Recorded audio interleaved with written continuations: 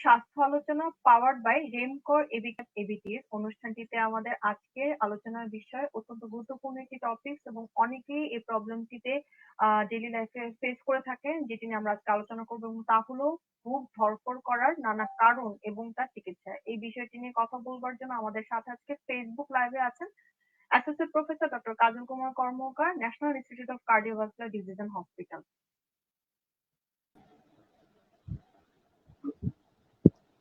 ধন্যবাদ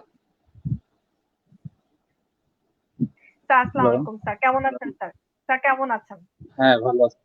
ভালো আছি। আপনারা ভালো আছেন? স্যার আমাদের হাতে ভালো আছে। আমাদের আজকের এসএ নিবেদিত যে প্রোগ্রামটি আমরা আলোচনা করছি সেটা হচ্ছে স্বাস্থ্য আলোচনা, এবং তার টপিক স্যার আমরা নির্ধারণ করেছি যে বুক ধড়ফড় করার নানা কারণ এবং তার প্রতিকার। তো প্রথমেই স্যার একটু জানবো যে আমাদের কিন্তু অনেকেরই এই প্রবলেমটা হয়, সেটা বয়স ভেদে হোক বা যে কোনো কিছুতেই হোক, অনেকে এই প্রবলেমটা অনেকের বাসাতে অনেকে ফিল করে থাকেন অনেক সময়। তা আমাদেরকে যদি একটু বলেন যে আসলে কখন আমরা এটাকে আসলে বুক ধড়ফড় করাটাকে আসলে আমরা তখন কার্ডিওলজির আন্ডারে ফেলবো, বা এই বিষয়টা কখন ফিল করলে আমরা তখন বলবো যে না, তার আসলে বুক ধড়ফড় হচ্ছে। এটা যদি আমাদের ধন্যবাদ আপনাকে। ধন্যবাদ এসিআই ফার্মাসিউটিক্যালসকে, যাদের উদ্যোগে আজকের এই প্রোগ্রামটা। আসলে করোনা মহামারীর এই প্যান্ডেমিক সিচুয়েশনে বিভিন্ন সময় বিভিন্ন ওয়েবিনার হয়। আমি প্রথমেই শ্রদ্ধাভরে স্মরণ করছি যারা করোনায় আমাদের চিকিৎসক সহ স্বাস্থ্যকর্মী মৃত্যুবরণ করেছেন, তাদের প্রতি শ্রদ্ধা জানাই, এবং অন্যান্য যারা মারা গেছেন সবার প্রতি শ্রদ্ধা জানাচ্ছি। এবং যারা এফেক্টেড হয়েছে, যারা এখনো ভুগছেন, তাদের আশুরোগ মুক্তি কামনা করছি। আমি আমার মূল বক্তব্যের শুরুতে যাই যে আসলে বুক ধড়ফড় এবং এর প্রতিকার। কি কি কারণে বুক ধড়ফড় হতে পারে, এটা হলো ইম্পর্টেন্ট একটা জিনিস। যে আমাদের মোটামুটি সব বয়সের পেশেন্টই পাওয়া যায় বুক ধড়ফড়। ইভেন বাচ্চা যারা কথা বলতে পারে তারাও অনেক সময় বলে যে বুক ধড়ফড় করতেছে। আমাদের কিছু কমন কারণ আছে যে আমাদের যদি যেগুলো অনেক সময় আমরা যদি খুব বেশি এক্সারসাইজ করি আমাদের বুক ধড়ফড় হতে পারে। আমরা যদি সিগারেট স্মোকিং যারা করে তাদের বুক ধড়ফড় হতে পারে। আমরা ক্যাফিন জাতীয় কন্টেইনিং ফুড, যেমন আমরা কফি, চা, এনার্জি ড্রিঙ্ক, এগুলো যদি আমরা খাই তাহলে আমাদের বুক ধড়ফড় হতে পারে। কিছু ড্রাগস আছে যেগুলো আমরা খাইলে, যেমন আমাদের কোকেন জাতীয় যেসব ড্রাগ, যেমন হিরোইন যারা খায়, অ্যাম্ফিটামিন জাতীয় ওষুধ, এবং ক্যানাবিস জাতীয় মানে গাঞ্জা যারা খায়, এদের ক্ষেত্রে অনেক বুক ধড়ফড় করে। আর যদি আমরা স্পাইসি ফুড খাই, খুব ভিগোরাসলি স্পাইসি ফুড খাই, এদের আমাদের তাদের ক্ষেত্রে বুক ধড়ফড় হতে পারে। আবার আরো কিছু কারণ আছে যেগুলো আমরা, যেমন মেয়েদের ক্ষেত্রে যারা প্রেগনেন্ট মেয়েরা থাকে তাদের ক্ষেত্রে বুক ধড়ফড় হতে পারে। আমাদের যাদের রক্ত শূন্যতা দেখা দেয় তাদের ক্ষেত্রে বুক ধড়ফড় করতে পারে। আবার যাদের অনেক ক্ষেত্রে আমাদের কিছু মেন যে কাজটা হলো হার্টের কারণে যেগুলো হয়, সেক্ষেত্রে আমাদের অনেক সময় হার্টবিট বেশি হলে বুক ধড়ফড় করে। আবার হার্টবিট কম হলে অনেক সময় বুক ধড়ফড় করে। বিভিন্ন অ্যারিথমিয়া যদি হয়, যে কোনো টাইপ অফ অ্যারিথমিয়া হলে বুক ধড়ফড় করে। এবং এই কষ্ট হলো হার্টের কজ। অনেক সময় বুকে ব্যথার সাথে বুক ধড়ফড় করে, শ্বাসকষ্টের সাথে বুক ধড়ফড় করে। এগুলো হার্ট রিলেটেড কজ। আবার যাদের আমাদের ভালভুলার হার্ট ডিজিজ থাকে তাদের ক্ষেত্রেও অনেক ক্ষেত্রে বুক ধড়ফড় করে। এবং ইভেন বাচ্চাদের যারা আছে কনজেনিটাল হার্ট ডিজিজ, তাদের ক্ষেত্রে বুক ধড়ফড় করে, যারা কথা বলতে পারে। আবার এই জাতীয় মানে আবার যারা মানে মেনোপজাল উমেন, মানে যাদের আমাদের মাসিক বন্ধ হয়ে গেছে, এই ধরনের মেয়েদের ক্ষেত্রে আমাদের বুক ধড়ফড় করে। এটা একান্তই ফিজিওলজিক্যাল। আমাদের এইগুলো মূল কারণগুলো এটা। এর মধ্যে আমাদের হার্ট কজ যেটা, এটা খুব বেশি এফেক্টেড। এগুলোর বুক ধড়ফড় করলে আমাদের অবশ্যই চিকিৎসকের শরণাপন্ন হতে হয়। এবং আমি মনে করি যে এখনকার সময় যে আমরা ভয় ভীতি পাইলে বুক ধড়ফড় করে, করোনা প্যান্ডেমিকে অনেক সময় বুক ধড়ফড় করে, যে কোনো কারণেই হোক না কেন অন্তত চিকিৎসকের শরণাপন্ন হওয়া উচিত। আগে তাকে এক্সক্লুড করা দরকার যে তারা হার্টের কজের জন্য বুক ধড়ফড় করছে নাকি নন কার্ডিয়াক কজ। আমাদের যদি কার্ডিয়াক কজের জন্য হয় সেক্ষেত্রে আমাদের কার্ডিওলজি, আমাদের কার্ডিয়াক ডক্টর বা কার্ডিওলজিস্ট যারা আছে তাদের কাছে শরণাপন্ন হতে হয়। আর যারা নন কার্ডিয়াক তাদের এমনি মেডিসিনের ডাক্তার বা এমনি অনেক সময় নিজের বাসায় বসেও কমে যায়। এই কয়েকটা মোটামুটি প্রাথমিক ধারণা আমাদের। অধিকাংশ কজ গুলাই স্যার কিছুটা ফিজিওলজি ছিল। সো দ্যাট আমরা এটা নিয়ে স্যার পরবর্তীতে আলোচনা করবো আসলে এই ফিজিওলজিক্যাল কজ গুলোকে কিভাবে আমরা, যেটা আমরা চাইলে কন্ট্রোল করতে পারি হয়তো, বা যে মডিফিয়েবল ফ্যাক্টর। বাট যদি স্যার আমরা বলি যে অ্যাকচুয়ালি কোনো ডিজিজ অ্যাসোসিয়েটেড হয়ে বা তার অ্যাকচুয়ালি কোনো ইন্টারভেনশন যদি থাকে যে না তার এই স্পেসিফিক প্যাথোলজিক্যাল কারণে তার বুক ধড়ফড় হচ্ছে, তাহলে স্যার আমরা কিভাবে বুঝবো যে না তার প্যাথোলজিক্যাল কোনো মানে ইন্ডিকেশন আছে বুক ধড়ফড় হওয়ার, সেটা যদি আমাদেরকে বলেন। কারণ অনেক সময় আমরা কিন্তু হেলায় বিষয়টাকে এড়িয়ে যাই বাসাতে, যে অনেকে বলছে যে আমার বুক ধড়ফড় করছে, কিন্তু বাবা মা বলছে এটা চলে যাবে বা ঠিক হয়ে যাবে, বা কিন্তু অনেক ম্যাটার অফ কনসার্ন হয়ে যায়, কারণ এখন ইয়াংদের মধ্যেও দেখা যাচ্ছে স্যার স্ট্রোক হওয়ার সম্ভাবনা হচ্ছে এবং অনেক কারণে মারা যাচ্ছে। তো এটা যদি একটু বলেন যে প্যাথোলজিক্যাল কজগুলো স্পেসিফিক্যালি। একটু ধন্যবাদ আপনাকে। যেমন আমাদের আমি যেটা একটা বলি না, আমাদের যাদের জ্বর হয়, জ্বর হলে অনেক সময় বুক ধড়ফড় করে, হার্টবিট বেড়ে যায়। তো আমাদের প্যাথোলজিক্যাল যে কজগুলো, প্যাথোলজিক্যাল যেমন আমি বলেছি আগে যে আমাদের বাচ্চাদের যাদের কনজেনিটাল হার্ট ডিজিজ থাকে বা মাইটাল ভালভুলার ডিজিজ থাকে, এদের তো আমরা আগেই জানতে পারি যে ভালভুলার হার্ট ডিজিজ আছে বা কনজেনিটাল হার্ট ডিজিজ আছে। এক বুক ধড়ফড় ওদের ক্ষেত্রে বুক ধড়ফড় করলে আমরা এটা মনে করি যে প্যাথোলজিক্যাল, এটা তারা হার্টের সমস্যার জন্য বুক ধড়ফড় করছে, সেক্ষেত্রে তারা চলে যাবে। আবার কিছু কিছু কজ আছে, যেমন আমাদের হার্ট অ্যাটাক অনেক সময় যদি হয়ে থাকে, সেক্ষেত্রে সে বুকে ব্যথার সাথে যদি বুক ধড়ফড় করে, সেক্ষেত্রে মনে মনে করতে হবে যে আমাদের হার্টের বড় ধরনের কোনো সমস্যা হচ্ছে। সাথে যদি বুক ধড়ফড় করে, সেক্ষেত্রে আমাদের মনে করতে হবে যে আমাদের হার্টের সমস্যার জন্য এগুলো হচ্ছে। এবং মানে চেস্ট পেইন বা টাইটনেস অফ চেস্ট, মানে বুকে চাপ চাপ লাগা, আমাদের হাত পা জ্বালাপোড়া করে, আমাদের শ্বাসকষ্ট হওয়া, এগুলো ক্ষেত্রে যদি আমাদের বুক ধড়ফড় করে, তাহলে অবশ্যই আমাদের মনে করতে হবে যে প্যাথোলজিক্যাল, এবং আমাদের সেক্ষেত্রে আমাদের শরণাপন্ন হতে হবে কার্ডিওলজিস্ট। আবার যেটা বললাম যে অ্যানিমিয়া, রক্ত শূন্যতা দেখা দিলেও অনেক সময় বুক ধড়ফড় করে। অনেক সময় বুক ধড়ফড় করে তার রক্ত শূন্যতা আছে কিনা দেখার জন্য আমরা জাস্ট ক্লিনিক্যালি যদি আমরা তার একটু দেখি, আমরা আই দেখি, আমাদের যেগুলো সাইন আছে অ্যানিমিয়া দেখার, আমরা এই জায়গাগুলো যদি দেখি যে তার অ্যানিমিয়া আছে কিনা ক্লিনিক্যালি, এবং অ্যানিমিয়া যদি থাকে, সেক্ষেত্রে বুক ধড়ফড় করলে আমরা মনে করি যে রক্ত শূন্যতার জন্য বুক ধড়ফড় করতেছে, এবং এটাও প্যাথোলজিক্যাল কজ। আবার যাদের আমাদের সিওপিডি রোগী বা অ্যাজমা জাতীয় রোগী, অ্যাজমা রোগীদের ক্ষেত্রে অনেক সময় বুক ধড়ফড় করে, সেক্ষেত্রেও বুক ধড়ফড় করছে, আবার সঙ্গে শ্বাসকষ্ট। আমার নন কেস যে তার অ্যাজমা আছে, হাঁপানি রোগ আছে আগের থেকেই, তার ক্ষেত্রেও আমরা মনে করি যে এটার জন্য হতে পারে। তো আমরা এইভাবে বুঝতে হবে যে আমাদের বুক ধড়ফড়ের সাথে অন্য কোনো অ্যাসোসিয়েটেড কোনো সমস্যা থাকলে আমরা মনে করি এটা প্যাথোলজিক্যাল। আর শুধু বুক ধড়ফড়ও প্যাথোলজিক্যাল হতে পারে। অনেক সময় সাডেন সে তার বুক ধড়ফড় করতে করতে হঠাৎ করে সিনকোপ হয়ে গেছে, এটাও হার্ট কজ আমাদের অ্যারিথমিয়ার জন্য হয়ে থাকে। আমাদের ventricular tachycardia, supraventricular tachycardia, atrial fibrillation with first ventricular rate, complete heart block, এগুলো যত আমাদের ব্লক অ্যারিথমিয়া আছে, এগুলোর সব ক্ষেত্রেই প্যালপিটেশন হবেই। তা আমি এই মুহূর্তে জানবো যে অনেকগুলো কজ আমরা কিন্তু বের করলাম এখন পর্যন্ত, যে যুগ ধরপড়ের বিভিন্ন কারণ।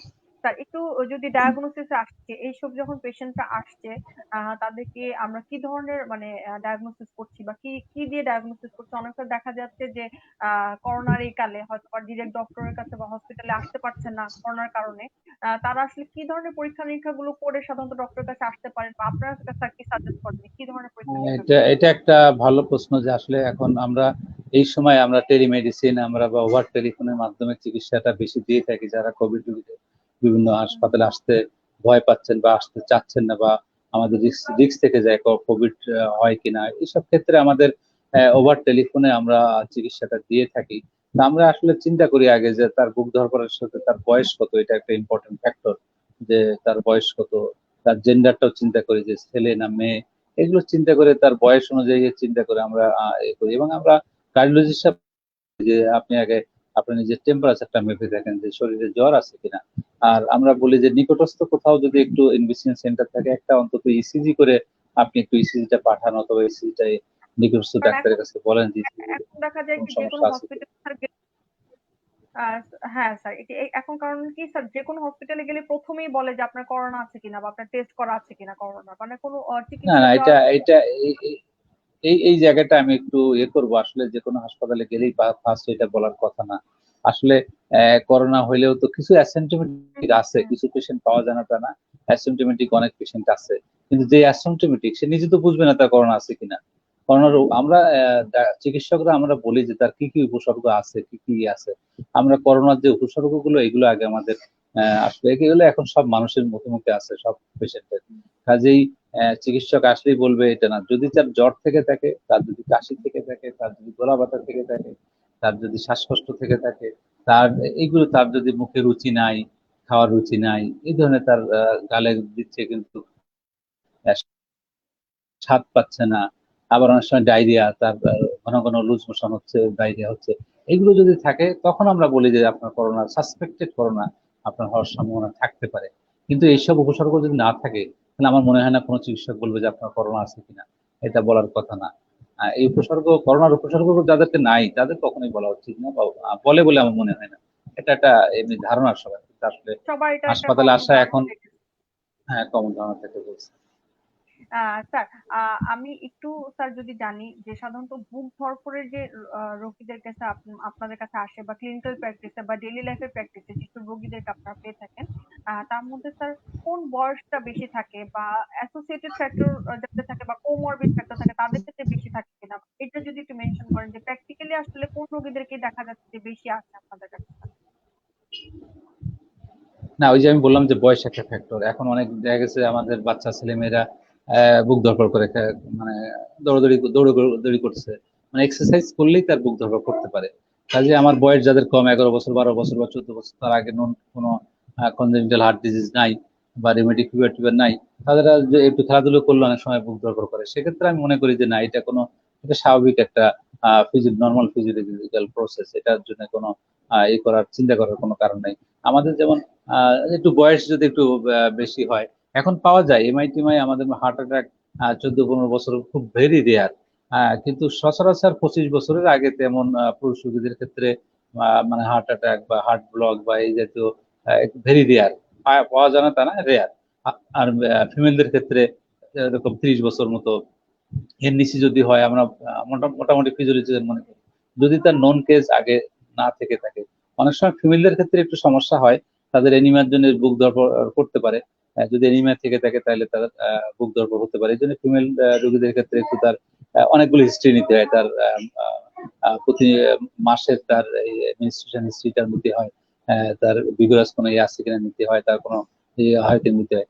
আদারওয়াইজ যদি তার বুকে ব্যথা থাকে বা অন্য কোনো ইয়ে থাকে, বা সাডেনলি সে পড়ে গেছে সিনকোপ হয়ে, সেই ক্ষেত্রে আমরা ডেঞ্জারাস মনে করি যে এটা হার্টের থেকে তার ইয়ে করছে। সেক্ষেত্রে আমরা তাৎক্ষণিকভাবে ইসিজি করে আমরা যেগুলো কার্ডিয়াক সমস্যাগুলো দেখি, সেই অনুযায়ী আমাদের চিকিৎসা দিতে হয়। এবং এই এজটা আমি মনে করি 20 বছর, ছেলেদের ক্ষেত্রে 20 বছরের অ্যাবাভ, আর মহিলাদের ক্ষেত্রে 25 বছরের অ্যাবাভ। এর উপরে গেলে আমরা অনেক সময় চিন্তা করি হার্টের সমস্যাটা। আর যদি আদারওয়াইজ কোনো ফ্যাক্টর, রিস্ক ফ্যাক্টর বা অ্যাগ্রাভেটেড ফ্যাক্টর না থেকে থাকে, তখন আমরা চিন্তা করি হার্টের সমস্যা। এবং আমরা তাদেরকে ওই যে বললাম, আমরা ইসিজি বা আমরা ওই ট্রোপোনিন বলি, কার্ডিয়াক বায়োকেমিক্যাল মার্কার টার্কার করে আমরা কিছু টেস্ট করে কনফার্ম হই যে তার আসলে আসল কজটা কি, বুক ধড়ফড়ের আসল আম, কজটা কি। আ- স্যার, কিছু মানে ফিজিওলজিক্যাল কজ আপনি স্যার বললেন যেমন অ্যানিমিয়া বা এই ধরনের পেশেন্ট, যাদের অ্যানিমিয়া প্রবলেমটা অনেকেরই থেকে থাকে বা গ্রোয়িং এজে যাদের বা পিউবার্টিতে যায় যারা বা সেকেন্ডারি পিউবার্টিতে যারা যায়, বিশেষ করে মেয়েদের, এবং প্রেগনেন্সিতে অনেক সময় দেখা যায় অ্যানিমিয়া ডেভেলপ করা, আয়রন ডেফিসিয়েন্সি অ্যানিমিয়াটা। সেক্ষেত্রে কি স্যার অ্যানিমিয়া রিলেটেড কোনো কজে যদি স্যার বুক ধড়ফড়ের সমস্যাটা থেকে থাকে, সেক্ষেত্রে আমরা স্যার চিকিৎসাটা মানে কিভাবে দিয়ে থাকবো এই পেশেন্ট গুলোকে না, আমরা কিভাবে অবশ্যই চিকিৎসা। এনিমিয়া, আমরা এনিমিয়া হলে, এনিমিয়া মানে রক্ত শূন্যতা, রক্ত শূন্যতা হলে রক্ত পূরণ করতে হবে আমরা। আর অনেক সময় আমরা দেখি যে রক্ত শূন্যতা, আমাদের আয়রন ডেফিসিয়েন্সি এনিমিয়া হয়, আমাদের শরীরে আয়রন কমে যায়, তাহলে আয়রন সাপ্লিমেন্ট দিলেই তার রক্ত শূন্যতা কাভার হয়ে যাবে। আবার অনেক সময় দেখি যে তার এখন যদি রক্ত শূন্যতা হয়ে থাকে, আমরা মানে ব্লাড, আমরা ব্লাড ট্রান্সফিউশন দিয়ে থাকি, যে ব্লাড ট্রান্সফিউশন দিলে হয়। আর বিশেষ করে মেয়েদের ক্ষেত্রে আমরা রক্ত শূন্যতা হলে আমরা ওই যে বললাম আয়রন ডেফিসিয়েন্সি বা ভিগারাস কোনো ব্লিডিং এ আছে কিনা, তাদের হিমোগ্লোবিন লেভেলটা দেখি। যদি খুব বেশি কমে যায় সেক্ষেত্রে আমরা ব্লাড ট্রান্সফিউশন করি। আর যদি খুব বেশি না থাকে, তাহলে আমরা ওষুধপত্র দিয়ে, আয়রন সাপ্লিমেন্ট দিয়ে আমরা তাদেরকে বা ফলিক অ্যাসিড জাতীয় ট্যাবলেট দিয়ে আমরা তাদেরকে রক্ত শূন্যতা দূর করার জন্য বলে থাকি, বিশেষ করে female-দের ক্ষেত্রে। আর যদি কোনো আহ আদার কোনো কজের জন্য রক্ত শূন্য হয়, যেমন অনেক সময় হেমোরয়েডস থাকে, ইয়ে থাকে, যেগুলো আদার কজ, এইসব কারণে যদি রক্ত শূন্যতা হয়ে থাকে, তাহলে আমরা আগে অ্যাসোসিয়েটেড যে কজটার কারণে রক্ত শূন্যতা হচ্ছে, আমরা ওই কজটা করতে চাই, যে ব্লাড সাপ্লিমেন্ট দিয়ে আবার ওই যদি হেমোরয়েডস হয়ে থাকে তাহলে অপারেশনের জন্য আমরা সার্জনদের কাছে পাঠাই দিই, কোলোরেক্টাল সার্জন যারা আছে তাদের কাছে বলি, তাদের পরামর্শ নেওয়ার জন্য বা তাদের অপারেশন করে ফেলার জন্য আমরা পরামর্শ দিয়ে থাকি। স্যার আমি এই পর্যায়ে একটু জানতে চাই, যেটা হচ্ছে আমরা অনেকগুলো কারণ সম্পর্কে জানলাম এবং সেটাতে সাথে ডায়াগনোসিস করার বিষয়টাও জানলাম যে ডক্টরদের কাছে এসে ডায়াগনোসিস করাও যায় এবং চাইলে নিজেদেরও কিছু আপনার প্রাথমিক সাউন্ডটা আপনার জি স্যার। আপনার স্যার সাউন্ডটা শুনতে ভালো পাচ্ছেন? শোনা যাচ্ছে না একটু। হ্যাঁ, এখন শুনতে হ্যাঁ, এখন পাচ্ছেন স্যার? পাচ্ছি। আচ্ছা স্যার, এখন আমার পাচ্ছি, প্রশ্ন হ্যাঁ। ছিল যে স্যার অনেকগুলো কারণ আমরা জানলাম যে কি কি কারণে হচ্ছে বুক ধড়ফড় এবং সেই সাথে ইনভেস্টিগেশন গুলো সাধারণত ডক্টররা কি দিয়ে থাকে সেটাও আমরা জানলাম, সাথে নিজেদের পক্ষ থেকেও কিছু করে নিয়ে যাওয়া যায় ডক্টরদের কাছে সেটাও জানলাম। তো আমরা যদি একটু চিকিৎসাটাতে আসি, যে আসলে অনেকগুলো ফিজিওলজিক্যাল ফ্যাক্টর ছিল সাথে প্যাথোলজিক্যাল, আমাদেরকে যদি একটু স্পেসিফাই করে বলেন যে আসলে চিকিৎসাটা আমরা কিভাবে দেই বা শুরু করতে পারি, কার্ডিওলজিস্ট যারা আছেন আপনারা চিকিৎসাটা সাধারণত কিভাবে দিই? না আসলে আমাদের মেনলি যদি বুক ধড়ফড়ের এটা আমরা দেখি, যদি তার ফিজিওলজিক্যাল হয়ে থাকলে আমরা আগে প্রিভেন্টিভ মেজারটা আমাদের খুব ভেরি ভেরি ভেরি ইম্পর্টেন্ট। আমরা প্রিভেন্টিভ মেজারটা নেওয়ার সবসময়, যদি কেউ সিগারেট খেয়ে থাকে তার স্টপ সিগারেট স্মোকিং আমরা না করি, সিগারেট না খাওয়ার জন্য পরামর্শ দিই। আবার কেউ যদি চা কফি এগুলো খাওয়ার জন্য বুক ধড়ফড় করে থাকে তাহলে আমরা এগুলো ইনহিবিট করি। আবার অনেক সময় যদি ওভারওয়েট থেকে থাকে তারও বুক ধড়ফড় হতে পারে, সেক্ষেত্রে তার ওয়েট রিডাকশনের জন্য আমরা পরামর্শ দিই। আবার অনেকের প্রেশার বেশি থাকলে অনেক সময় বুকধড়ফড় করতে পারে, সেক্ষেত্রে প্রেশার কন্ট্রোল রাখতে বলি। আবার অনেকের ক্ষেত্রে মানে রিস্ক ফ্যাক্টর যেগুলো আছে এগুলো আমরা আগে কন্ট্রোল করার জন্য, প্রিভেন্টিভ মেজার নেওয়ার জন্য এ করি, এবং রিস্ক ফুড না খাওয়ার জন্য আমরা এ করি। আর যেগুলো প্যাথোলজিক্যাল কষ্ট আমি কিছু বললাম, আর আমাদের হার্টের ক্ষেত্রে যে ক্ষেত্রে আমরা যদি মনে করি তার মাইক্রো ইনফেকশনের জন্য আমাদের ইয়ে হচ্ছে, তার এই বুক ধড়ফড়টা করছে, সেক্ষেত্রে আমরা চিকিৎসা, যদি অ্যাকুট কেস হয়ে হয়ে থাকে তাহলে আমরা বলি যে কোনো একটা কার্ডিয়াক হসপিটালে, করোনার ভয় পেলেও চলবে না, তার কার্ডিয়াক হসপিটালে অবশ্যই যোগাযোগ করতে হবে। তার বায়োকেমিক্যাল মার্কার যেমন ট্রোপোনিন যদি রেজিস্ট্রেস করে থাকে অবশ্যই হাসপাতালে নিয়ে চিকিৎসা করতে হবে। আর যদি বুকে ব্যথা বেশি না থেকে থাকে তাহলে সে বাসায় নিয়ে ন্যূনতম চিকিৎসা নিয়ে করোনার মধ্যে সে করতে পারে। কিন্তু যদি বেশি বুকে ব্যথা বা সিনকোপ এগুলো হয়ে থাকে তাকে অবশ্যই কার্ডিয়াক হসপিটালে যেতে হবে, এবং হসপিটালে যেসব আমাদের ম্যানেজমেন্ট আছে, ম্যানেজমেন্ট সর্ব ইয়ে করতে হবে। এবং এই ম্যানেজমেন্টের বিভিন্ন টাইপের ভাগ আছে। আমি যেমন এমআইটা বলি, এর ক্ষেত্রে আমাদের যেটা দিই কর্টিকোস্টিরয়েড এগুলো, বা আমাদের একটা ইনজেকশন আছে স্টেরয়েড, এখন আরো টানেক্টেপ্লেজ ইনজেকশন আমাদের দেশে চলে আসছে, এগুলো আমরা এগুলো ইয়ে করে করার পর থ্রোম্বোলাইসিস করার ব্যবস্থা করি।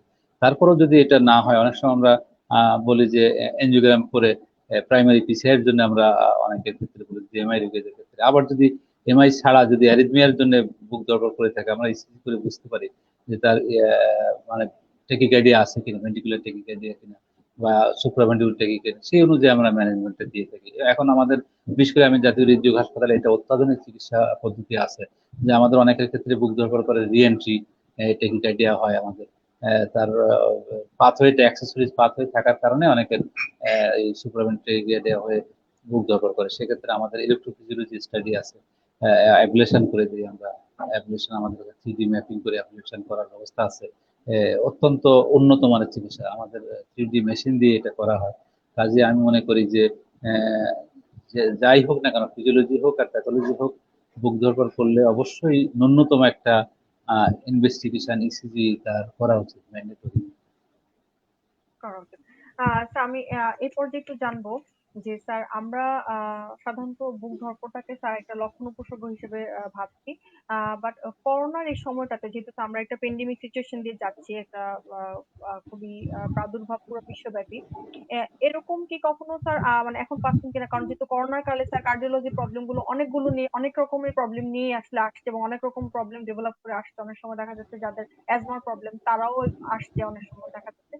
তো করোনার সাথে কি বুক ধড়ফড়ের কোনো সম্পর্ক আছে কিনা, বা করোনার এই সময়টা থেকে হ্যাঁ, আপনার অবশ্যই। অন্য হ্যাঁ, ধন্যবাদ আপনাকে। আসলে এটা আমি আমার আগেই বলা উচিত ছিল, আপনি খুব ভালো একটা প্রশ্ন করেছেন যে করোনার প্রেক্ষাপটে আসলে এই প্যান্ডেমিক সিচুয়েশনে আমাদের এই বুক ধড়ফড়টা ভয়ের মধ্যে দিয়েও বুক ধড়ফড় হতে পারে এবং হচ্ছেও করোনার সিচুয়েশনে। এবং যারা কোভিড পজিটিভ রোগীর ক্ষেত্রে তো বুক ধড়ফড় ওই ট্যাকিকার্ডিয়া হয়ে মানে তার বুক ধড়ফড় করছে। আমি আমি মনে করি যে আসলে আমাদের এই যে করোনার এখনো পর্যন্ত মোড অফ ট্রান্সমিশন, ডব্লিউএইচও আমাদের বিভিন্নভাবে বিভিন্ন সময় বলছে, কখনো বলছে এটা ড্রপলেট, এয়ার ড্রপলেট, কখনো বলছে যে আমাদের নেজাল দিয়ে, মাউথ দিয়ে হচ্ছে, চোখ দিয়ে হচ্ছে, কখনো বলছে যে আশপাশ হাতের মাধ্যমে ছড়াচ্ছে। তো এটা এখনো পর্যন্ত আন্ডার ইনভেস্টিগেশনের মাধ্যমে আছে যে কিভাবে এটা ছড়াচ্ছে, মোড অফ ট্রান্সমিশনটা। তবে এটা অত্যন্ত কন্টাগিয়াস, অত্যন্ত সংক্রামিত রোগ, এ ব্যাপারে কোনো সন্দেহ নাই। তবে আমি মনে করি যে যারা এই যে করোনার ভয়ে, কোভিড যাদের হচ্ছে তাদের ক্ষেত্রে হার্ট রেট অনেকের ক্ষেত্রে বেড়ে যায়। এই ক্ষেত্রে তার যদি কোনো রিস্ক ফ্যাক্টর থেকে থাকে, আমরা যেমন হার্টের কোভিড হলে এবং হার্ট ডিজিজ যদি থাকে, তার পালমোনারি থ্রোম্বোসিস, পালমোনারি এম্বলিজম এগুলো ডেভেলপ করলে অত্যন্ত খারাপের দিকে চলে যায় রোগী। সেক্ষেত্রে আমরা আগে ভাগেই, যদি তার কোভিড পজিটিভ থেকে থাকে, তার যদি বয়স একটু বেশি হয়ে থাকে, মোর দ্যান 25 ইয়ার্স, এবং তার শ্বাসকষ্ট হচ্ছে বা অন্য কোনো কারণ হচ্ছে, তার সেক্ষেত্রে আমরা এনক্সিবেন ইনজেকশনও দিয়ে থাকি, এবং আদার যে চিকিৎসা আমরা জ্বরের জন্য আমরা প্যারাসিটামল জাতীয় ওষুধ, আমরা অ্যান্টিবায়োটিক দিয়ে থাকি। আমরা এখন অনেক অ্যান্টিভাইরাল ড্রাগও আছে যেগুলো আমরা দেই, ওভার টেলিফোনে দিচ্ছি, এবং বলি যে এগুলো অন্তত বাসায় করার পরে যদি তার বেশি শ্বাসকষ্ট হয়, এবং কিছু মার্কার লেভেল আছে, লেভেলটা যদি আমরা যেমন D dimer level, CRP level, ferritin level, এবং তার শ্বাসকষ্ট স্যাচুরেশন, আমরা অন্তত পালস অক্সিমিটার বাসায় রেখে তার স্যাচুরেশনটা আমরা করতে পারি। যদি স্যাচুরেশন মেনটেন আমরা 93% নিচে হয়ে থাকে, তাহলে মনে করি যে তার হসপিটালাইজ করা উচিত, যে বয়সী হোক না কেন। তার অক্সিজেন স্যাচুরেশন কমলে তাকে হসপিটালাইজ করতে হবে। এবং করোনার প্রেক্ষাপটে আমাদের বুক ধরফরের সংখ্যাটা কিন্তু অনেক বেশি বেড়ে গেছে। এখন যেমন আগে আমাদের ভাইরাল ফিভার হলে আমরা এই সময় অনেক ভাইরাল ফিভার হয়ে থাকে, কিন্তু এখন এটা হইলেই মনে করছে যে এটা করোনা বোধ হয়। এবং এই কারণে তার মধ্যে একটা ভীতি চলে আসে, এই ভীতি থেকে আমাদের বুক ধরফর চলে আসে, এবং সেটা যে কোনো বয়সী হোক না কেন, এটা চলে আসছে।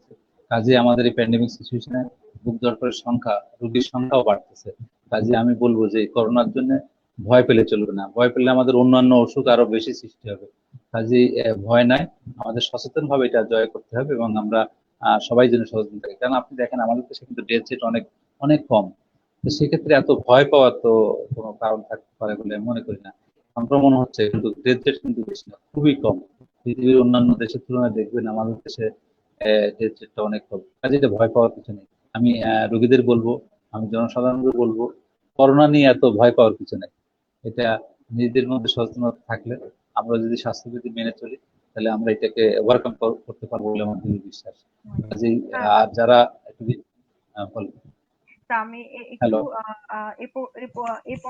এই জায়গাটাতে স্যার একটু জানতে চাচ্ছি যে করোনার সময় যে বুক ধড়ফড়ের সমস্যাগুলো নিয়ে অনেকেই আসছে, বা যাদের কার্ডিওলজি সমস্যা অলরেডি ছিল তারাও আসছে, তাদের ক্ষেত্রে চিকিৎসাটা কি আমরা স্যার আগের মতোই দিচ্ছি, নাকি আমরা একটু অন্য ভাবে তাদেরকে ট্রিট করছি, বা তাদের আমরা আদার্স কোনো মেজার করছি কিনা তাদের বিষয়টা, বা একইভাবে না, ট্রিটমেন্টটা না, করছি কিনা? আমরা আমরা আমরা যেটা করি, আমরা যাদের রিস্ক ফ্যাক্টর থেকে থাকে হার্টের, যারা আগেই প্রিভিয়াসলি হার্ট ডিজিজ আছে, তারা আগের যে ওষুধপত্র খাচ্ছে এগুলো খেতে হবে। এবং তাদের ক্ষেত্রে এক্সট্রা প্রিকশন হিসেবে বলি যে তারা যাতে যত কম সংখ্যক বাইরে বেরোতে পারে, সেটাই তাদের জন্য উত্তম। এবং তাদের এক্সট্রা চিকিৎসা বলতে, আমরা যাদের রিস্ক ফ্যাক্টর আছে তাদের জন্য আমরা ওই আগের ওষুধের সাথে করোনার যে ওষুধ এগুলো চলবে। আর যারা নিউ অনসেটের সাথে আমরা মনে করি যার ওজন বেশি আছে, সে ওবেস পার্সন, বা সে তার বয়স, বা তার হাইপার টেনশন আছে, বা তার সিগারেট স্মোকার, বা অন্যান্য আদার ফ্যাক্টরস আছে, সেক্ষেত্রে তাদের প্রিভেন্টিভ হিসেবে আমরা তার যদি আমরা ইসিজি করে দেখি নর্মাল বা অন্য কিছু নর্মাল, সেক্ষেত্রেও আমরা এক্সট্রা হিসেবে আমরা হার্ট প্রিভেন্ট করার জন্য কিছু ড্রাগ আমরা দিয়ে থাকি। সেটাই বলছি, আমরা হেপারিন আমরা ইনভেবলি দেই for prevention of pulmonary embolism or pulmonary thrombosis. এটা প্রিভেন্ট করার জন্য আমরা যে কোনো 17-18 বছর যদি তার রিস্ক ফ্যাক্টর ব্লিডিং টেন্ডেন্সি না থেকে থাকে, তাকে আমরা এক্সট্রা প্রিকশন হিসেবে এই ওষুধগুলো আমরা দিয়ে থাকি। এবং আফটার 5 to 7 to 10 ডোজ আমরা ইনজেকশন দিই। তারপরে আমরা আবার ওই মানে রক্ত তরল করার যে ওষুধ, এরপর আমরা 35 থেকে 42 দিন পর্যন্ত এই ওষুধটা দিয়ে থাকি। এটাই এক্সট্রা প্রিকশন আমাদের হার্টের জন্য। স্যার, এর মানে অনেকের প্রশ্ন থাকে যে বুক ধড়ফড় করে, তার অনেক সময় ধরে হয়তো বা সে এটাকে ওভারলুক করে গিয়েছে বা এড়িয়ে গিয়েছে, বাট এটা থেকে কি স্যার পরবর্তীতে মেজর কোনো সমস্যা হতে পারে কিনা? কারণ আমাদের সাথে যেসব দর্শকরা দেখছেন, তাদের হয়তো বা প্রশ্নটা থাকতে পারে যে হ্যাঁ, আমার অনেকদিন ধরে বুক ধড়ফড় করছিল, তা থেকে আমি এখন ডক্টর ইমিডিয়েটলি দেখাবো, বা এটা থেকে স্যার লম্বা সময় পরে কি কোনো ধরনের কোনো সিরিয়াস কমপ্লিকেশন হতে পারে কিনা, বা আদার্স কোনো অ্যাসোসিয়েটেড হার্ট ডিজিজ ডেভেলপ করতে পারে কিনা স্যার? আসলে ওই যে বললাম বুক ধরপড়, যদি বুক ধরপড় লম্বা সময় করলে অনেক সময় যদি যাদের রিস্ক আছে বা নন কেস যদি থাকে, যেমন ভালভুলার হার্ট ডিজিজ থেকে থাকে, আহ, মানে আগে কনজেনিটাল হার্ট ডিজিজ যদি এরকম আমরা নন কেস যারা আছে হার্টের সমস্যা, তাদের ক্ষেত্রে হয়তো অনেক সময় সমস্যা হয়। আর যাদের এমনি কোনো রিস্ক ফ্যাক্টর নাই বা এমনি বুক ধরপড় করছে ভয়ের থেকে করছে বা বিভিন্ন সময় করে, এদের ক্ষেত্রে আমার মনে হয় না খুব বেশি দেরি করলে অসুবিধা আছে। কিন্তু বুক ধরপড়ের সাথে যদি চেস্ট পেন, বুকে ব্যথা হয়, অথবা যদি তার সিনকোপ অর্থাৎ অজ্ঞান হয়ে যাওয়া, বুক ধড়ফড় করছে সঙ্গে অজ্ঞান হয়ে যাচ্ছে, এসব ক্ষেত্রে ডেঞ্জারাস মনে করতে হবে। মানে বুক ধড়ফড়ের সাথে অন্য কোনো সাইন যদি থেকে থাকে, সেক্ষেত্রে অত্যন্ত ডেঞ্জারাস, সেক্ষেত্রে দেরি করলে মোটেই চলবে না। আর শুধু বুক ধড়ফড় করলে যদি প্রিভিয়াসলি কোনো ইয়ে না থেকে থাকে, তাহলে খুব একটা সমস্যা হওয়ার কথা না। তবু নিকটস্থ একটা ইসিজি করলে আমার মনে হয় ভালো হয়। আচ্ছা। তা আমার পরবর্তী এই মুহূর্তে আমার প্রশ্নটা যেটা হচ্ছে যে করোনার এই সময়টাতে যেহেতু স্যার আপনি বলছেন যে বুক ধড়ফড়ের প্রবলেম গুলো অনেক বেড়ে যায়, সেই সাথে কি এরকম কখনো হয়েছে যে স্যার করোনা আক্রান্ত রোগীর তার পরবর্তীতে বুক ধড়ফড় নিয়ে সে আবার কমপ্লেন করছে, এই ধরনের কোনো পেশেন্ট পেয়েছেন কিনা? কারণ স্যার আমরা একটু লম্বা সময় হয়ে গেছে এখন করোনা আক্রান্ত হয়েছে, তো পরবর্তী কমপ্লিকেশনস নিয়ে অনেকে আসছেন। তো এরকম কি হয়েছে কিনা যে তার করোনার পরবর্তী সময়ে তার এই ধরনের প্রবলেম ডেভেলপ করেছে বা আপনাদের কাছে কমপ্লেন করছে বা আপনাদের কাছে আসছে? এরকম কোনো বিষয় কি ছিল? ধন্যবাদ আপনাকে। আসলে আমাদের পোস্ট কোভিড করোনার পরবর্তী যে কমপ্লিকেশন গুলো, এগুলো এখনো পর্যন্ত আন্ডার ইনভেস্টিগেশন হিসেবে আছে। তবে আমরা কিছু কিছু রোগী পাচ্ছি। যেমন আমি একটা উদাহরণ দিই, আমাদের নজরুল সাহু বাবু ভাই, যে আমাদের অর্থোপেডিক্স এর সহযোগী অধ্যাপক, উনি কিন্তু করোনা মুক্ত হওয়ার পরে 1 মাস পরে আবার উনি অ্যারেস্ট নিয়ে ভর্তি হয়ে উনি মৃত্যুবরণ করেছিলেন চিটাং মেডিকেল কলেজে। তো কাজেই এটা এটা আমরা ধারণা করছি এটা পালমোনারি এম্বোলিজম বা থ্রম্বোসিস ডেভেলপ করে এগুলো হচ্ছে। সেটাও ওনার বুক ধড়ফড় করে আস্তে আস্তে বুকে ব্যথা হয়ে পরে ভর্তি হয়েছিল। কাজে করোনার পরবর্তীতে যদি বুক ধড়ফড় করে এবং বুকে ব্যথা হয়, সেক্ষেত্রে খুব অতি দ্রুত হাসপাতালে যেতে হবে তাকে। এবং আমরা অনেকেই করোনাতে প্রথমে এফেক্ট করে হলো আমাদের লাংসের হুম। সমস্যা হয়। অনেকের লাংসের সমস্যা হওয়ার জন্য, এবং আফটার কোভিড অনেকের আমরা দেখছি 10 to 20% লাং ফাইব্রোসিস, আমাদের অ্যালভুলেট নাঙের টিস্যুগুলো ফাইব্রোসিস হয়ে যাচ্ছে। তাদের ক্ষেত্রে অনেক সময় শ্বাসকষ্ট হয়, অনেক সময় বুক ধড়ফড় তাদের ক্ষেত্রে হচ্ছে। এবং আর করোনার আরেকটা সমস্যা আমাদের কার্ডিয়াক সমস্যা। কার্ডিয়াকের ক্ষেত্রে আমি যেটা বললাম যে আমাদের অ্যারিথমিয়া জাতীয় ইয়ে হয়, আমাদের মায়োকার্ডিটিস হয়, আমাদের টাইপ 1 এমআই, টাইপ 2 এমআই এগুলো হয়ে থাকে। তা আমাদের এই জন্য যে আমাদের পোস্ট কোভিড এখনো পর্যন্ত আমরা এটা আন্ডার ইনভেস্টিগেশন, মানে ক্লিয়ারলি কিছু বলা যাবে না। তবে আপাতত দৃষ্টিতে মনে হয় যে আমাদের লাং ফাইব্রোসিস অনেকের ক্ষেত্রে হচ্ছে, এবং বুক ধড়ফড়টা এটা অনেকের ক্ষেত্রে হচ্ছে। কারণ অনেকের টেকিকার্ডিয়া, লাং ফাইব্রোসিস হওয়া মানে আমাদের নিঃশ্বাস প্রশ্বাস গতি বেড়ে যাবে, সেই সঙ্গে আমাদের হার্টের রেটও বেড়ে যায়। এই হার্টের রেট বেড়ে গেলে আমাদের বুক ধড়ফড় শুরু হয়ে যায়। কাজে অনেক ক্ষেত্রে হচ্ছে, অনেক রোগী আমরা পাই যা পোস্ট কোভিড রোগীর ক্ষেত্রে বুক ধড়ফড়টা খুব বেশি হচ্ছে। আবার এদের ক্ষেত্রে আমরা ওই অনুযায়ী চিকিৎসা ব্যবস্থা আমাদের দিয়ে রাখতে হয়। স্যার অনেক ধন্যবাদ। স্যার আমি এই পর্যায়ে একটু জানবো যে অনেক সময় স্যার দেখা যাচ্ছে যে আপনি একটা কথা বলেছিলেন যে সাইকিয়াট্রিক কিছু ইন্টারভেনশন থাকতে পারে, যে তার সাইকোলজিক্যালি হতে পারে যে না অনেক সময় বুক ধড়ফড় করছে বা এই ধরনের বিষয়গুলো অনেক সময় দেখা যায়। সেক্ষেত্রে কি স্যার আপনারা কিছু প্রাথমিক কাউন্সিলিং করে কি সাইকিয়াট্রিস্টের কাছে শরণাপন্ন হতে বলেন কিনা, বা এই বিষয়টিতে স্যার না, আপনাদের আমরা কোনো না, এটা আমরা আমরা অনেক সময় পাঠাই। আমরা মানে কার্ডিয়াক নিউরোসিস বলে একটা টার্ম আছে, আমরা এটা অনেক রোগীদের ক্ষেত্রে পাই, তার কার্ডিয়াক সমস্যায় বুকে ব্যথা, কিন্তু আমরা কোনো ইনভেস্টিগেশন করে আমরা কিছু পাচ্ছি না।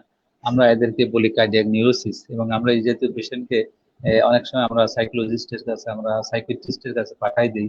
যে অনেকে যেমন মানে কোনো কিছু যখন পাই না, যে একজন ফিমেল আসলো, তার বিভিন্ন সময় তার বুক ধড়ফড় যাচ্ছে না, তার ভয়ের কারণে বা পারিবারিক কারণে বা বিভিন্ন কারণে হতে পারে, কিন্তু সে বারবার তার বুকে ব্যথা হচ্ছে, বুক ধড়ফড় করছে, কিন্তু আমরা কার্ডিওলজিস্টরা কিছু পাই না। যখন ইনভেস্টিগেশন করে দেখি তার সবকিছু নর্মাল, তখন অনেক ক্ষেত্রে অনেক মানে বেশিরভাগ ক্ষেত্রে আমরা সাইকিয়াট্রিস্টের কাছে পাঠাই তার সাইকোথেরাপি দেওয়ার জন্য, বা তাদের কিছু ড্রাগ আছে এই জাতীয় ওই ড্রাগ করার জন্য, যেটা আমরা পাঠাই থাকি অনেক ক্ষেত্রে। এবং এক্ষেত্রে ফিমেলদের ক্ষেত্রে বেশি পাওয়া যায়, এটা মেলের চেয়ে ফিমেল বেশি পাওয়া যায়। তা বেশি আমরা পাওয়া যায়? প্রায় সময় পাঠাই থাকি সাইকিয়াট্রিস্ট। তা আপনি স্যার প্রথমে বলছিলেন যে বুক ধড়ফড়ের অনেকগুলো কারণের মধ্যে একটা কারণ আছে যে ফিজিওলজিক্যালি ইম্পর্টেন্ট ফ্যাক্টর, যে স্মোকিং এর ইস্যুটাকে আপনি মেনশন করেছেন, তার সাথে মেনশন করেছেন যে ওবেসিটি যদি থাকে বা যদি তার ওজন বেশি থাকে পেশেন্টের, সেটা বাচ্চা হোক বা যে কোনো বয়সেরই হোক, তার ক্ষেত্রে বুক ধড়ফড়ের একটা বিষয় থাকতে পারে, কারণ অল্পতেই সে হাঁপিয়ে যেতে পারে।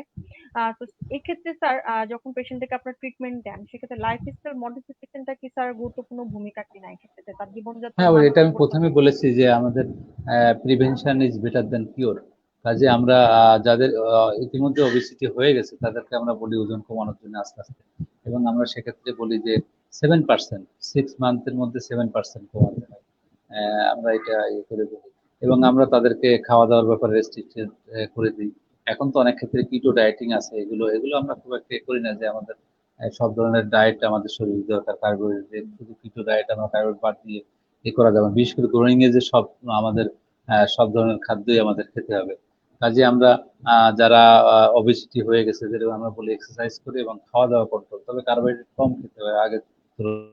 এখন যেমন আমরা অনেক সময় যে ডিমের কথা বলি যে ডিম খাওয়া, এখন কিন্তু রিসেন্ট আবার ডাটা বের হয়েছে যে আমরা ডিম একটা করে ডিম রেগুলার খেতে পারবো, অসুবিধা হয় না, কুসুম সহ খেতে পারবো। তা আমরা তাদেরকে আমরা খাওয়া দাওয়া রেস্ট্রিক্ট করি, আমরা বেটার যে আমাদের যে ডায়েট যে এটা ক্যালোরি মেনটেন করে খাওয়ার জন্য পরামর্শ দিই, এবং মেনলি আমরা বলি যে আপনি রেগুলার এক্সারসাইজ করবেন।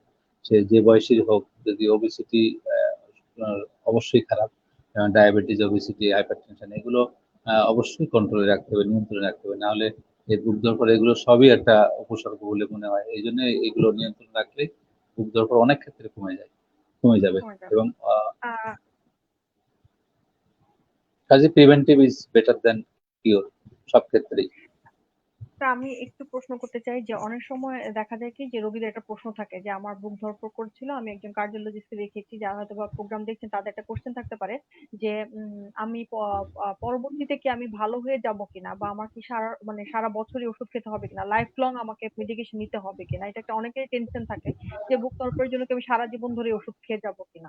তো এই বিষয়টিতে স্যার যদি আপনি একটু ক্লিয়ার করেন যে হ্যাঁ, আসলে এটা খুব সুন্দর ভালো প্রশ্ন হয়। করেছেন। আসলে বুক ধড়ফড় এটা আপেক্ষিক, এটা ট্রানজিয়েন্ট একটা ব্যাপার। এটা বুক ধড়ফড়ের জন্য সারা জীবন ওষুধ খাওয়ার দরকার নাই। যদি বুক ধড়ফড়টা তার কার্ডিয়াক প্রবলেমের জন্য, বিশেষ করে মাইটার ইনফেকশনের জন্য হয়ে থাকে, তাহলে সেক্ষেত্রে আমাদের কার্ডিয়াক ড্রাইভ চলে। আদারওয়াইজ যদি অন্য কোনো কারণে বুক ধড়ফড় করে, সেক্ষেত্রে সারা জীবন ওষুধ খাওয়ার কোনো দরকারই নেই। একটা ওই ট্রানজিয়েন্ট পিরিয়ডটা শুধু ওষুধ খেলেই চলবে। আমার মনে হয় একজন একটা প্রশ্ন করছে সে হ্যাঁ, একজন মেসেজের প্রশ্ন মাধ্যমে। করেছে। প্রশ্নটা হ্যাঁ, হ্যাঁ, আমি প্রশ্নটা আবার নিচ্ছি। আমাদের সাথে যিনি আছেন টেকনিক্যালি 22 বছর ব্যাকগ্রাউন্ডে, বয়স। তার যদি আরেকবার প্রশ্নটি আমাদেরকে একটু দেন, আমরা প্রশ্নটি নিতে চাচ্ছি। প্রশ্নটি হচ্ছে, আমার বয়স 22 বছর, আমার বুক ধড়ফড় করে। যখন ধড়ফড় করে তখন আমি ইন্ডিভার খাই। মাঝে, মাঝে আমার মনে হয় হার্ট যেন বন্ধ হয়ে গেছে। এখন আমি কি করব বুক ধড়ফড়ের জন্য? এই প্রশ্নটি স্যার আমি একটু উত্তরটা নিতে চাচ্ছি আপনার কাছ থেকে। ধন্যবাদ শরীফ আহমেদ, যিনি প্রশ্নটা করেছেন। আসলে 22 বছর বয়সে সে কোনো ইসিজি করেছে কিনা, তার অন্য সিগারেট খায় কিনা, সে হুম, কোনো অ্যালকোহলিক কোনো কিছু খায় কিনা, বা আদার কোনো মানে কফি চা এগুলো কিছু খায় কিনা, যেগুলো একটা আমাদের প্যারামিটার আছে, একটা উপসর্গ আছে। যদি এগুলো খেয়ে থাকে, এগুলো এগুলো বন্ধ করতে হবে আগে। আর ইসিজি হুম, যদি এমনি শুধুমাত্র ট্যাকিকার্ডিয়া, হার্টবিট বেশি হচ্ছে, এটার জন্য অন্য কোনো কারণ নেই, আশা করি ইন্ডিভার যে ড্রাগটা খাচ্ছেন, মানে বেটা ব্লকার, ইন্ডিভার জাতীয় ড্রাগ বেশি দিন খাওয়া আসলে উচিত না। বিশেষ করে এই অল্প বয়সে ইন্ডিভার লং টাইম খাওয়া মোটেই উচিত না, কারণ এর কিছু সাইড ইফেক্ট আছে। এই জন্য আমি তাকে অনুরোধ করব যে যদি ইসিজি নর্মাল থেকে থাকে, শুধুমাত্র হার্টবিট বাড়ে, এই জন্য বেশি দিন এইটা খাওয়ার দরকার নেই। উনি কোনো দুশ্চিন্তা করেন কিনা, অন্য কোনো টেনশন আছে কিনা, অন্য কোনো ফ্যামিলিয়াল সমস্যা আছে কিনা, যদি এগুলো থেকে থাকে, এগুলো থেকে মুক্ত হতে হবে, তবেই ওনার জন্য ভালো। কারণ এই বয়সে ইন্ডিভার জাতীয় ওষুধ লং টাইম খাওয়া যাবে না কোনো অবস্থাতেই। যাবে না।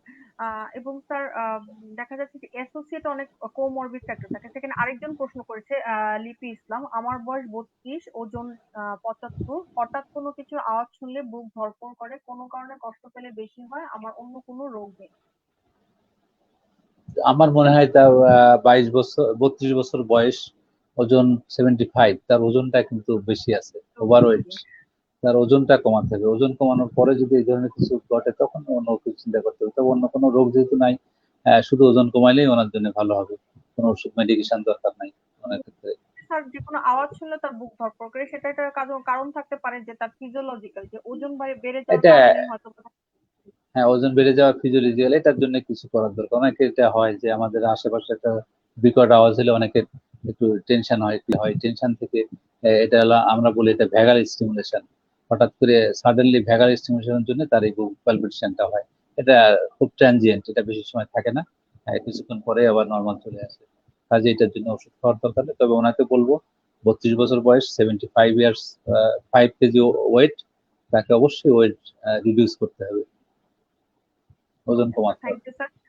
স্যার, আরেকটা প্রশ্ন আছে আমাদের সাথে, যে মোহাম্মদ আলমগীর, তার প্রশ্ন হচ্ছে যে আমার বয়স 35, সমস্যা বুক ধড়ফড় করে, শুয়ে থাকলে মনে হয় পড়ে যাব, ভয়ে ঘাম হয়, টয়লেট হয়, এই সমস্যা গত 1 মাসে 5 থেকে 6 বার হয়েছে, সারাক্ষণ ভয় করেন, মানে ভয় হচ্ছে এবং টেনশন হচ্ছে, মানে তার মেইন প্রবলেমটা হচ্ছে 35 ইয়ার্স ওল্ড এবং তার বুক ধড়ফড় করে এবং ওনার সেই সাথে পড়ে যাবে মনে হয় তার কাছে। হ্যাঁ, ওনার ওনার যে কমপ্লেন গুলো খুবই ইন্ডিকেটিং। ওনার বয়স 35 বছর, এটা ওটা ইন্ডিকেটিং। কাজে ওনাকে অবশ্যই কিছু পরীক্ষা করতে হবে। ওনার হাইপারটেনশন আছে কিনা, ডায়াবেটিস আছে কিনা, যেহেতু আবার সোয়েটিং হচ্ছে, হাইপারটেনশন ডায়াবেটিস এগুলো আছে কিনা, এবং সিগারেট স্মোকার কিনা, বা উনি কোনো অ্যালকোহলিজম কিনা, অ্যালকোহল খান কিনা, এগুলো চিন্তা করতে হবে। এবং তার কিছু পরীক্ষা নিরীক্ষা করতে হবে যে হার্টের কোনো ইসকেমিক হার্ট ডিজিজ আছে কিনা, বা রিএন্ট্রি আছে কিনা, আমাদের তার হার্টবিট যে বেড়ে যায়, এক্সেলের পাথওয়ে এগুলো আছে কিনা, এগুলো দেখতে হবে। এগুলো দেখার জন্য কিছু পরীক্ষা নিরীক্ষা ওনাকে অবশ্যই করতে হবে। ইসিজি সহ রক্তের পরীক্ষা নিরীক্ষা করে ওনাকে কনফার্ম করতে হবে যে আসলে ওনার আদার কোনো সমস্যা আছে কিনা। সেই অনুযায়ী চিকিৎসা ওনার পদ্ধতি দিতে হবে। কিন্তু যদি আদার তা কোনো সমস্যা আমাদের না থেকে থাকে তাহলে খুব একটা অসুবিধা হবে আমি মনে হয় না। তা আমাদের দেশের প্রেক্ষাপটে যদি আমরা বলি, যে আমরা অনেক সময় দেখা যায় কিছু হলে বিদেশে যাওয়ার একটা প্রবণতা আমাদের মধ্যে আছে, বাট আমাদের দেশে যে অ্যাভেলেবেল ড্রাগ গুলো রয়েছে, যে মেডিকেশন গুলো রয়েছে, সেগুলো দিয়ে কি আমরা আমাদের এই প্রবলেম অনেকাংশে দূর করতে পারি কিনা, মানে সেই ধরনের না, এটা অ্যাভেলেবেল মেডিকেশন আমাদের আছে কিনা স্যার? ধন্যবাদ আপনাকে। আসলে আপনি আহ, আপনি নিশ্চয়ই জানেন যে আমাদের দেশে কিন্তু মিনিমাম 52 কান্ট্রি, 52টা দেশে আমাদের দেশীয় ওষুধ বাইরে আমাদের এক্সপোর্ট করে। আমাদের দেশে ওষুধ 52টা দেশে এক্সপোর্ট হয় এবং খুব ভালো চলে। কাজেই আমাদের দেশের ওষুধের মান অবশ্যই মানসম্মত অনেক ভালো। আমাদের দেশের চিকিৎসা পদ্ধতি, আমি অন্তত কার্ডিওলজির কথা বলবো যে উন্নত বিশ্বের সাথে তাল মিলে আমাদের দেশে কার্ডিওলজি সেক্টর অনেক ডেভেলপড এখন। আমাদের আমি একটু আগে যেটা বলেছিলাম যে আমাদের হার্টের যে আমাদের এমআইসিএস কার্ডিয়াক সার্জনরা এখন করছে, খুব অল্প ছিদ্র করে বাইপাস সার্জারি করছে, অল্প ছিদ্র করে ভালভ প্রতিস্থাপন করছে। আমরা এখন তো যে আমাদের ট্রিপল ভেসেল ডিজিজ, মানে 3-4টা ব্লক আছে, আমরা রিং লাগাই দিচ্ছি। এটা আমাদের দেশে এটা অহরহ হচ্ছে। আমাদের দেশের অত্যাধুনিক যে রোটা ব্লাডার, যে আমাদের ক্যালসিফাইডেশন আছে, রোটা ব্লাডার, ওসিটি, আইভাস, এগুলো আমাদের দেশে। এবং এই যে একটু আগে যেটা বললাম 3D ম্যাপিং দিয়ে ইলেকট্রোফিজিওলজি হচ্ছে। এবং উন্নত বিশ্বে যেভাবে আমাদের হার্টের চিকিৎসা হচ্ছে, আমি মনে করি আমাদের দেশে উন্নত বিশ্বের সাথে তাল মিলায়ে আমরা অনেক দূর এগিয়ে গেছি। আমাদের বর্তমান সরকারের মাননীয় প্রধানমন্ত্রীর নেতৃত্বে উনি যেহেতু আমাদের ইনস্ট্রুমেন্ট গুলো আমাদের এক্সপোর্ট ইম্পোর্টের ক্ষেত্রে আমাদের ট্যাক্স ভ্যাট অনেকগুলো রিডিউস করেছেন, অনেক ক্ষেত্রে তুলে নিয়েছে, যে কারণে আমরা বিশ্বের সাথে তাল মিলায় খুবই স্বল্প খরচে আমাদের এখানে আমাদের দেশে দেশীয় প্রযুক্তিতে কার্ডিওলজি এবং কার্ডিয়াক সার্জারি এবং আমাদের শিশু কার্ডিওলজি, আমরা যে ডিভাইস লাগাই এখন, আর ওই যে ছিদ্র জন্মগত যে হার্টের ফুটা, এগুলো বন্ধ করার জন্য আমাদের বুক কেটে অপারেশন করা লাগে না, আমরা ডিভাইস লাগাই দিই।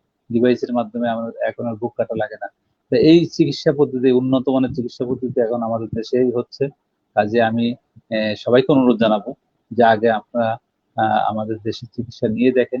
যদি দেশের চিকিৎসা দেশীয় চিকিৎসকরা মনে করেন যে এখন তাকে বিদেশে রেফার করা দরকার, অবশ্যই আমাদের দেশের চিকিৎসকরা পাঠাবেন।